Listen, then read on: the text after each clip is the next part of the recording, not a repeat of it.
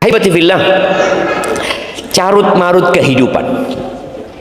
Kalau tema kita hari ini, karena ini hidupmu berantakan. Kita melihat dunia secara umum, lalu kita memandang kepada negeri kita, yang kalau mungkin bahasa berantakan tidak tepat ya. Kepala-kepala daerah, menteri-menteri yang akhirnya harus mendekam di penjara umpamanya. Ini kalau kita bicara secara negara, kita melihat musibah yang datang silih berganti di berbagai tempat ya. Bicara masalah sosial, politik, ekonomi, dan semuanya berusaha untuk memberikan solusi. Setiap terjadi pergantian presiden, maka presiden yang baru akan berpikir apa solusi yang tepat. Ketika berganti gubernur, gubernur akan berpikir, dia tahu ada masalah di daerah kekuasaannya dan ingin memberikan solusi. Ketika terjadi pergantian bupati, dan boleh jadi sudah berulang kali berganti, tapi kok masalah itu seakan-akan tidak berhenti. Yang ada mungkin bertambah. Anak ketemu dengan salah satu perwira di kepolisian. Dia menyebutkan bahwasanya hampir atau seluruh penjara yang ada di Indonesia itu overload. Dan negara harus ngasih makan tuh penjahat-penjahat. Ada yang ngasih makan penjahat selama 15 tahun. Ada yang ngasih makan penjahat selama 20 tahun. Itu negara yang kasih makan. Dan dia mengatakan sebenarnya bukan negara, Ustaz. Rakyat yang memberi makan penjahat-penjahat itu. Iya. Maka akhirnya ada perubahan KUHP ya. Ada KUHP juga yang dirubah. Semua berusaha untuk mencari solusi agar negeri ini tidak berantakan. Tapi itu mungkin permasalahan yang terlalu besar untuk kita bicarakan di rumah tangga kita, dalam kehidupan pribadi kita. Kadang-kadang kita melihat masalah kita juga nggak selesai-selesai gitu. Maka jangan pernah antum menyelesaikan masalah yang besar sebelum menyelesaikan masalah diri antum sendiri. Karena ada cerita seorang yang mengatakan dia ingin merubah dunia. Bertahun-tahun dia berusaha untuk memikirkan bagaimana cara merubah dunia ini supaya lebih baik. Ternyata dia nggak berhasil. Akhirnya dia berpikir, aku akan merubah negeriku untuk menjadi lebih baik. Setelah bertahun-tahun dia nggak sukses. Kemudian dia berpikir, aku akan merubah kotaku. Berusaha dia untuk merubah kotanya untuk menjadi lebih baik, tidak sukses. Akhirnya dia berusaha untuk merubah kampungnya dan kembali tidak sukses. Lalu setelah dia agak tua, dia merasa ternyata aku harus merubah keluargaku sendiri. Tapi ternyata juga masih berantakan. Baru dia sadar ternyata yang aku harus lakukan adalah merubah diriku sendiri. Jadi semua dimulai dari diri kita.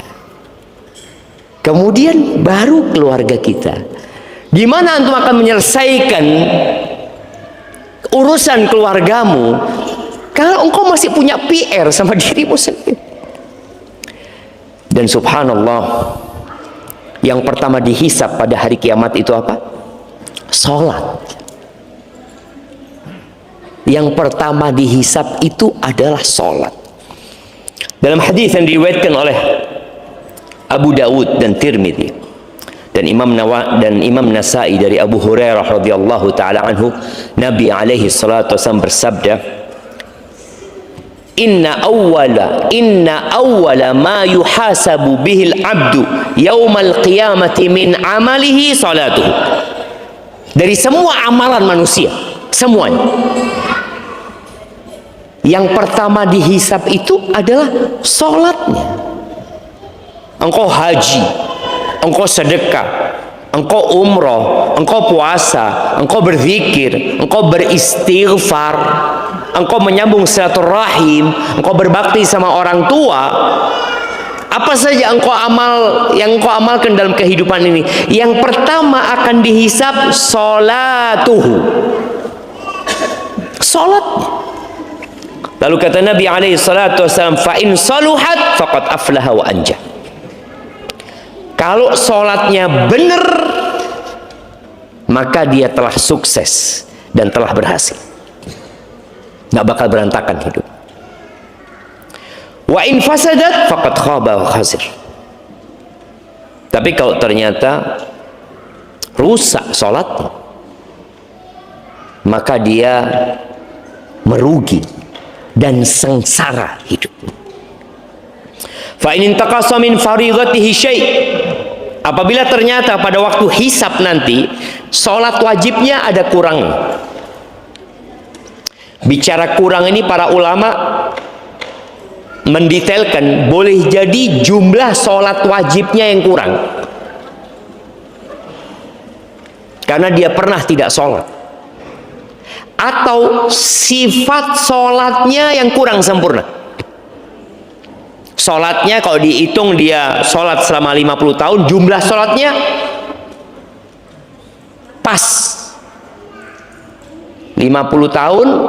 Kalau dia sholat sejak umur 7 tahun, anggap ketika anak-anak, atau umur 10 tahun, atau umur 15 tahun ketika dia sudah baligh, itu dihitung sholatnya full. Dia nggak pernah meninggalkan sholat sama sekali.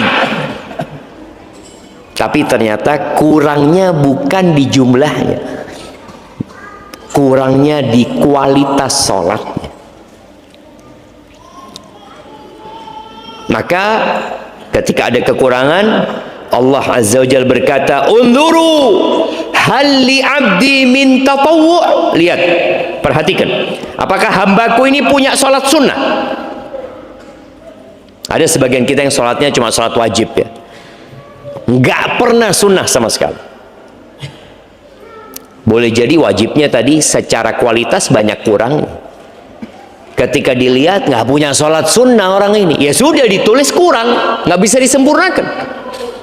Tapi kalau dia punya tatawwu, fayukammal biha man taqasa minal fardhiyah, maka kekurangannya itu akan dilengkapi dengan sholat-sholat sunnahnya tadi. Maka berusaha jamaah kita untuk punya sholat sunnah. Ahibati fillah, dari semua perintah yang Allah tetapkan untuk hambanya, ternyata yang dilakukan rutin dalam sehari 5 waktu, dilaksanakan dalam semua kondisi, mau antum sehat atau antum sakit, itu sholat 5 waktu. Antum sakit, di rumah sakit, antum sedang mau dioperasi, wajib nggak sholat? Tetap wajib sholat. Kecuali antum tidak sadar, separah apapun, orang lumpuh tidak dapat menggerakkan kedua kakinya, tidak pula dapat menggerakkan kedua tangannya, dia hanya berada di atas ranjang. Apakah gugur kewajiban sholat? Tidak. Dalam kondisi perang, di medan perang, subhanallah, pada saat perang Khandaq, Umar bin Khattab itu datang, sudah masuk waktu maghrib. Dia mengatakan kepada Rasul sallallahu alaihi wasallam, ya Rasulullah, semoga Allah memenuhi perutnya orang-orang musyrikin itu dengan api, kata Umar bin Khattab.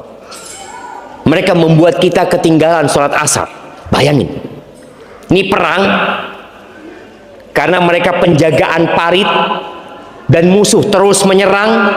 Sholat khauf tidak mungkin dilakukan karena jumlah pasukan sangat sedikit. Maka subhanallah, pada waktu itu Umar sampai ketinggalan sholat asar, maghrib. Ketika laporan kepada Nabi alaihi salatu wassalam, apa kata Nabi Muhammad SAW? Wallahi ma sallaina. Demi Allah, kita belum ada yang sholat.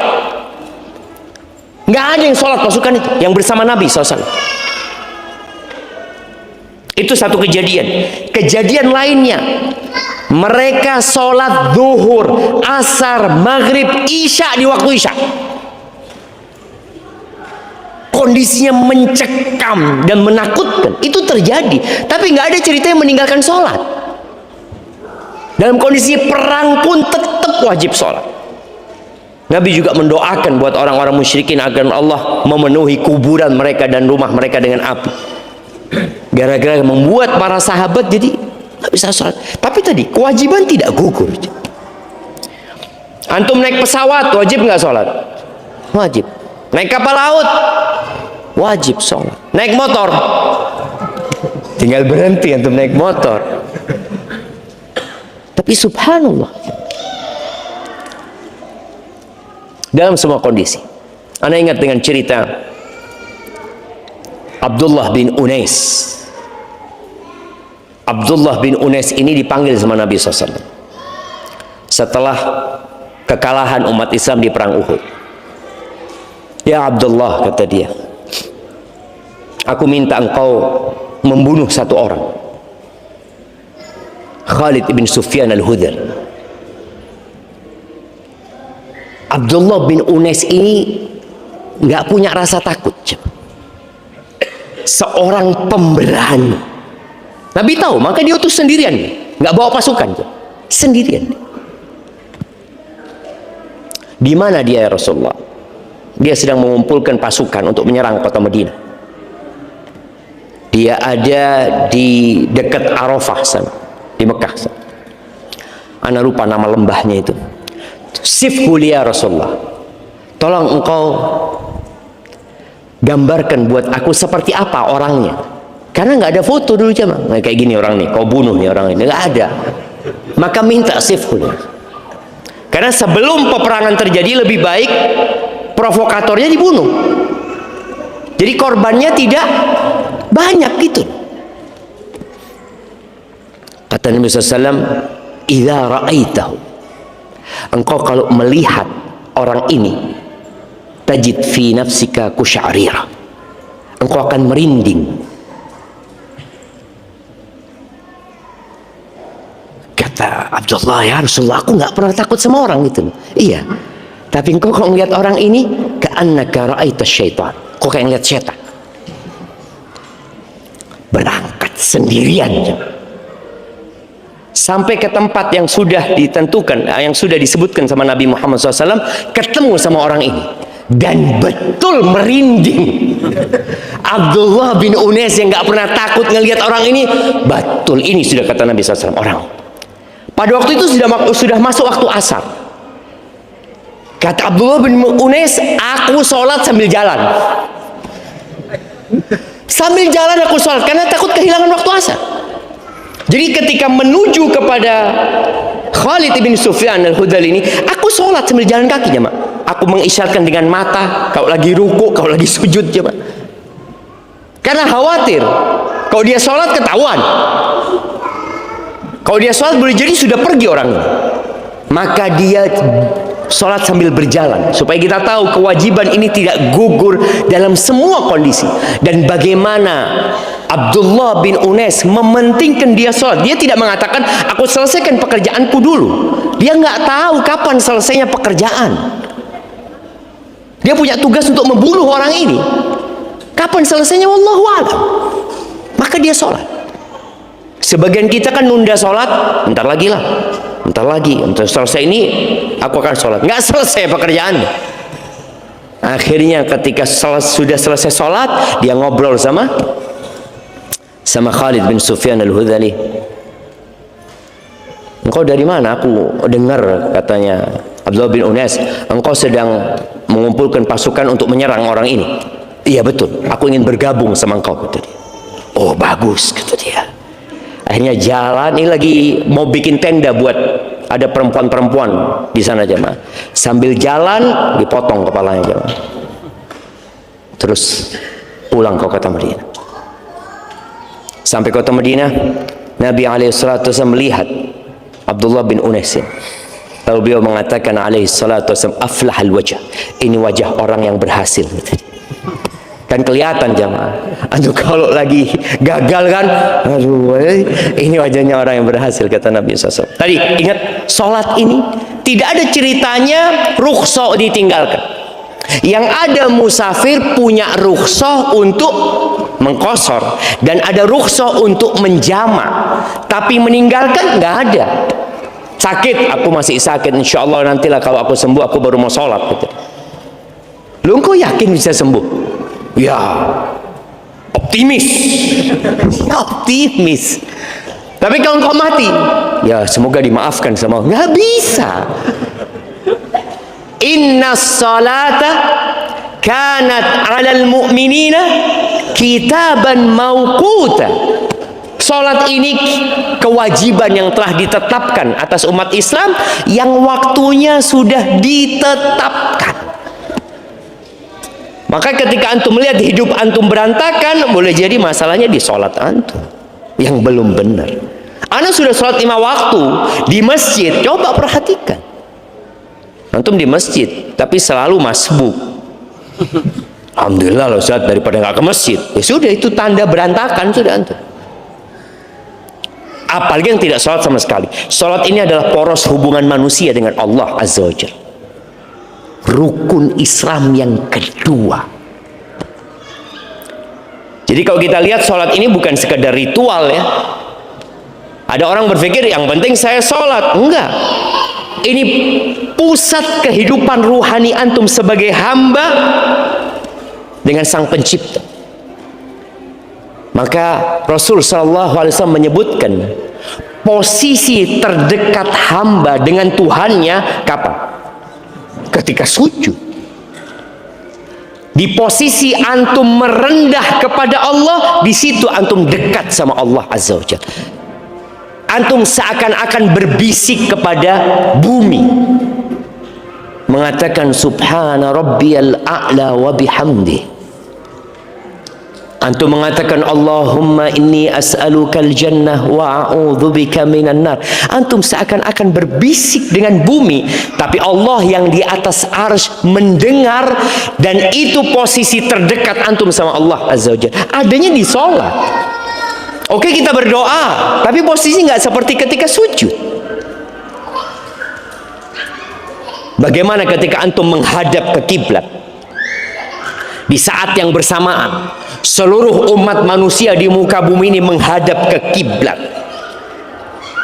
Lalu dia mengatakan Allahu Akbar.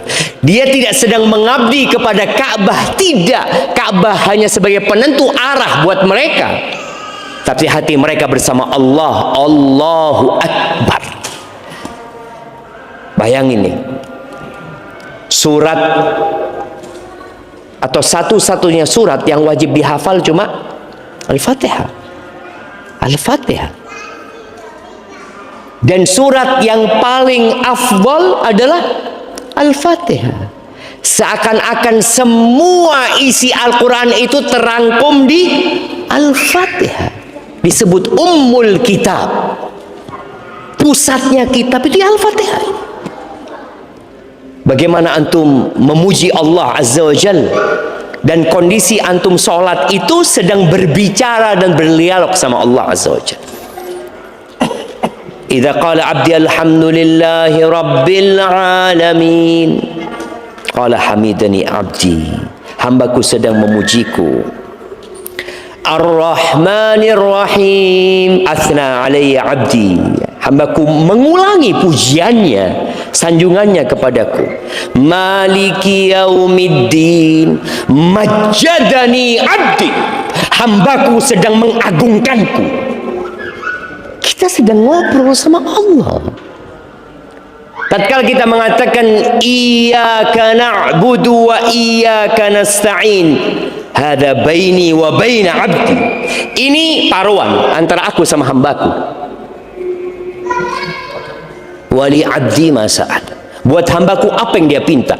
Lalu kita mengatakan ihdinas siratal mustaqim. Tapi sayangnya tadi sholat kita berantakan kadang-kala jamaah. Kita sholat memikirkan solusi, dan ana sendiri sama. Ya mungkin nggak sama, ana lebih parah boleh jadi. Afwan kalau ana ngomong gitu. Kadang-kala ana sholat, ana sedang punya masalah yang ana hendak selesaikan. Setan itu datang membuat kita berpikir. Kita berpikir kalau sholat memikirkan masalah itu akan ada solusi. Nggak ada. Yang ada sholat antum tidak khusyuk. Ruku antum pun tidak jadi ruku. Karena antum memikirkan solusi apa ya Allah kira-kira solusinya. Bagaimana kalau seperti ini? Bagaimana kalau seperti ini? Padahal solusinya ketika antum mengatakan Subhana Rabbiyal A'la. Fokus Subhana Rabbiyal A'la. Subhana dzil jabaruti wal malakuti wal kibriyai wal azama. Maha suci Allah yang memiliki segala kekuasaan, segala keperkasaan, segala keagungan. Allah yang punya segalanya. Lalu kenapa engkau harus memikirkan masalah itu ketika sholat? Engkau sedang berbicara sama Allah.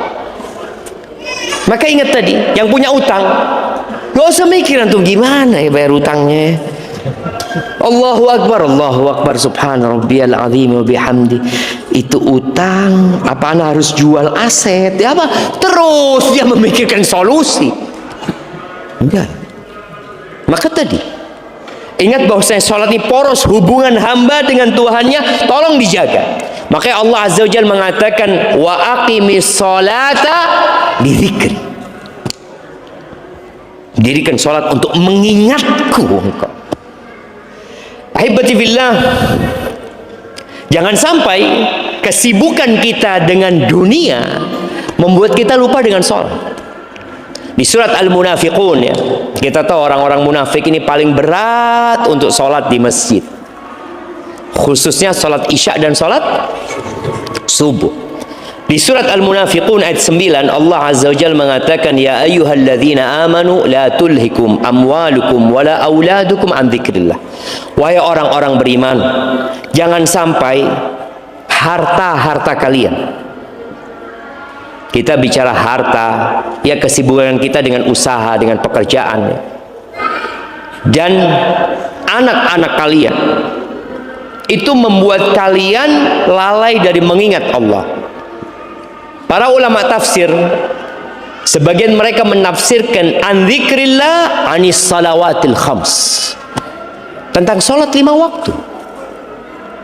Jadi itu zikir yang wajib. Zikir yang lainnya boleh sunnah, tapi zikrullah yang wajib sholat 5 waktu. Dan Allah tidak minta banyak, 5. Dari 24 jam yang diminta cuma berapa menit ya? Kalau kita sholat ke masjid lah yang laki-laki, sholatnya berapa menit? Ya mungkin 10 menit.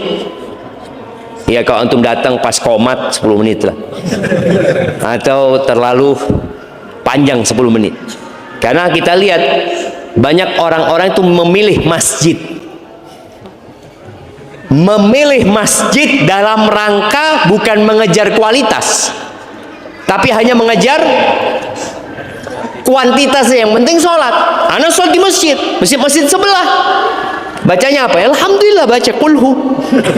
Terus qul a'udzu bil falaq. Kan sah sholatnya Ustaz? Sah. Sahih. Betul, sholatnya sah. Tapi kenapa engkau nggak cari masjid yang sholatnya lebih khusyuk? Yang penting anak cuma menunaikan kewajiban. Karena anak setelah itu mau kerja. Oke, nggak apa-apa.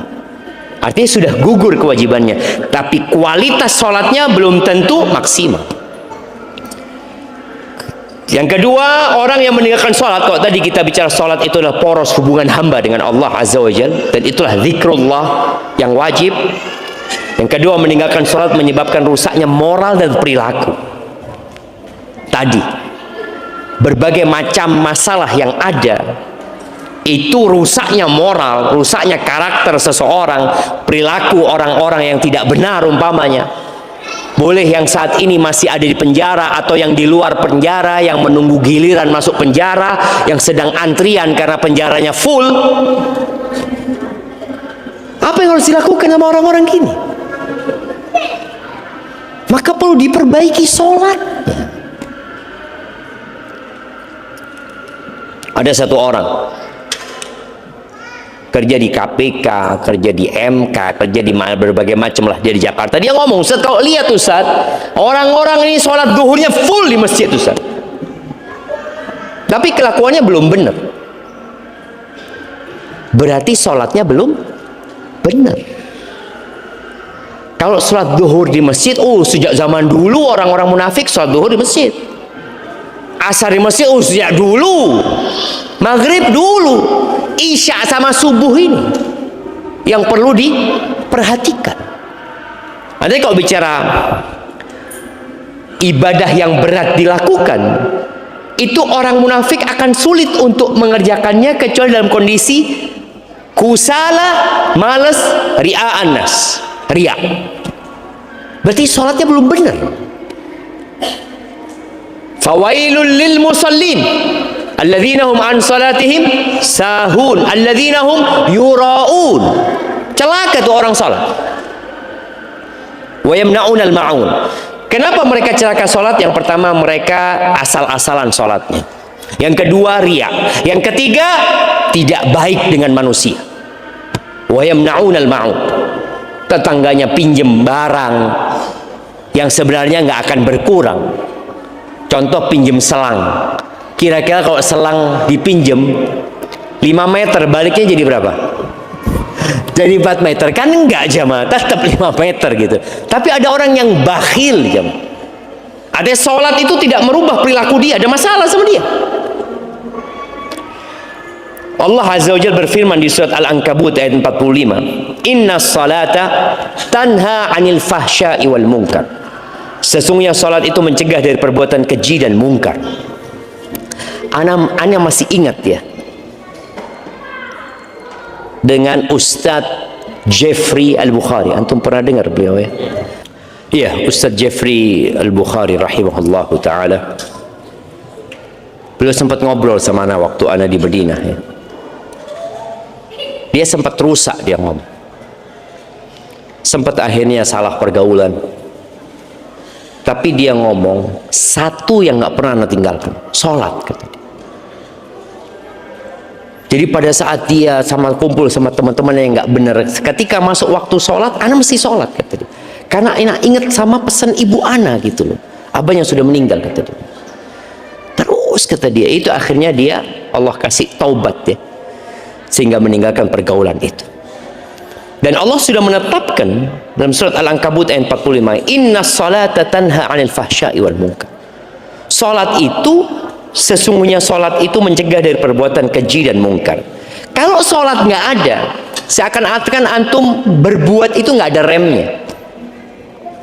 Syahwat sulit dikendalikan, dosa terasa ringan, maksiat menjadi kebiasaan. Maksiat menjadi kebiasaan. Tapi ketika ada waktu sholat, kemudian antum berusaha untuk sholat, kebiasaan itu akan berusaha untuk ditinggalkan. Tapi tolong sholatnya yang benar ya. Jadi kalau bicara awal hidup berantakan itu, ya dari dia mulai meremehkan sholat. Kemudian meninggalkan sholat berujung kepada kehidupan yang sempit ya, yang penuh dengan kegelisahan. Karena memang tubuh manusia ini tercipta dari dua. Ada unsur tanah yang butuh gizi, butuh makanan ya. Ada ruh yang Allah tiupkan di dalamnya. Yang makanan ruh ini adalah sholat, zikrullah tabaraka wa ta'ala. Makanya Allah Azza wa Jalla di surah Thaha ayat 124, setelah menyebutkan bahwasanya Allah akan turunkan peringatan dan petunjuk, faman ittaba'a hudaya fala yadhillu wala yashqa, barang siapa yang mengikuti petunjukku maka dia tidak akan tersesat dan tidak akan sengsara hidupnya. Wa man a'rada an dzikri, barang siapa yang berpaling dari mengingatku. Dan mengingat, puncak dari mengingat Allah adalah sholat itu sendiri, rukun Islam. Kalau bicara puasa setahun sekali, haji seumur hidup sekali, zakat ya kalau sudah sampai nisabnya setahun sekali atau pada waktu panen, sholat tiap hari 5 kali. Maka barang siapa yang berpaling dari mengingatku, fa innalahu ma'isyatan dhanka, ya sudah berantakan hidup. Dia akan hidup menderita. Bukan berarti dia miskin ya, boleh jadi kaya, tapi hatinya gelisah, hidup penuh dengan konflik, tidak tenang meski bergelimang harta. ini menjadi hal yang perlu kita renungkan bersama. Kita punya masalah, ada kondisi berantakan, ya sholat. Dan kalau bicara meninggalkan sholat, ini ciri-ciri kehancuran generasi. Generasi yang rusak itu yang nggak sholat. Kalau sudah nggak sholat, dia akan mengikuti syahwat. Allah berfirman di surat Maryam ayat 59. فَخَلَفَ مِنْ بَعْدِهِمْ خَلْفٌ. Maka datanglah setelah mereka satu generasi. Ini setelah generasi para nabi, hamba-hamba Allah yang soleh. Apa kriteria generasi ini? Adha'us salata wattaba'us syahawati.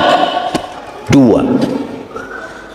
Mereka menyia-nyiakan sholat.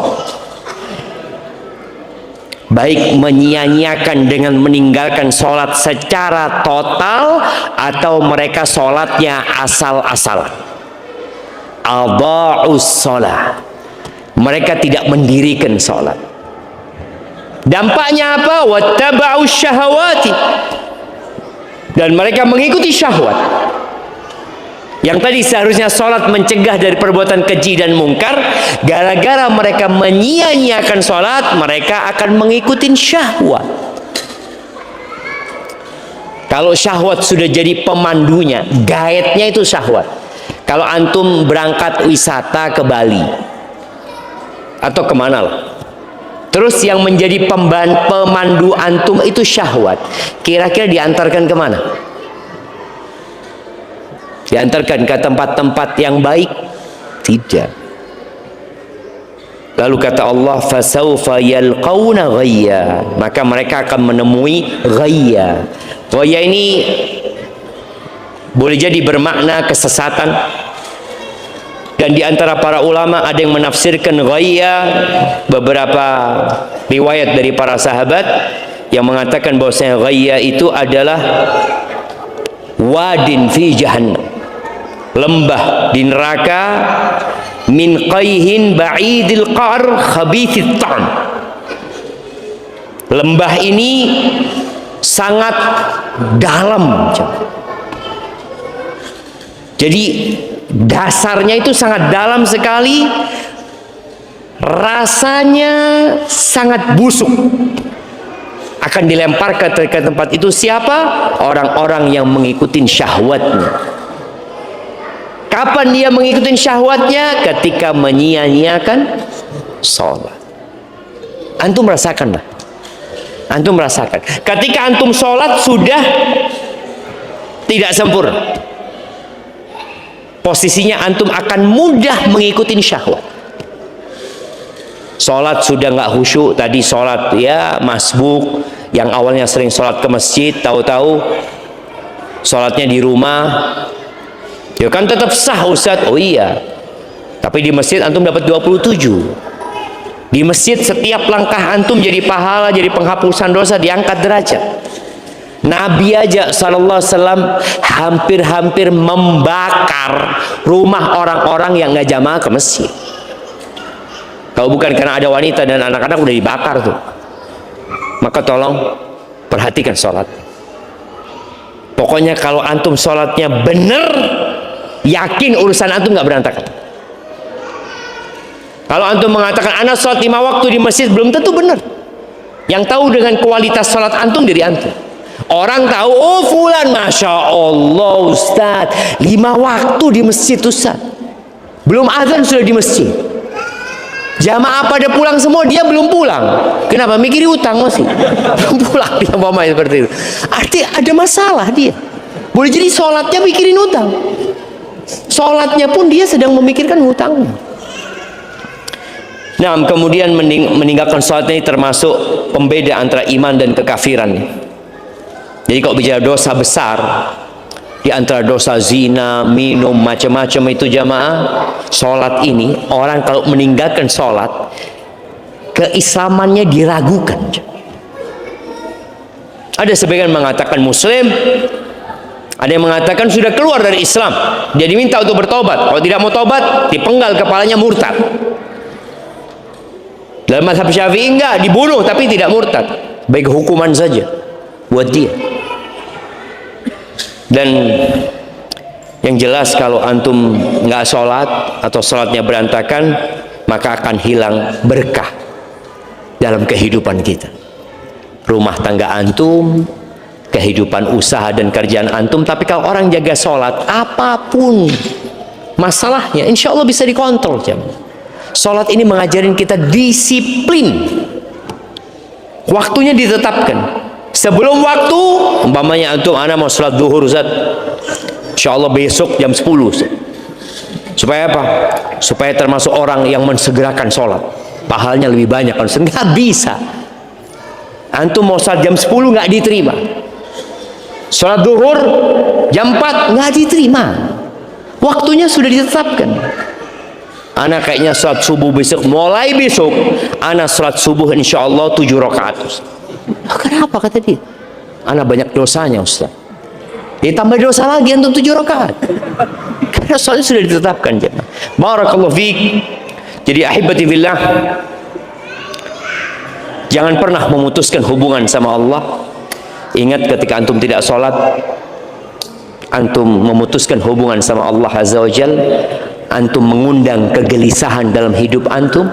Antum sedang menghancurkan rumah yang antum bangun. Tadi bahasanya, hidup antum akan berantakan. Tapi kalau sholatnya benar, semuanya benar.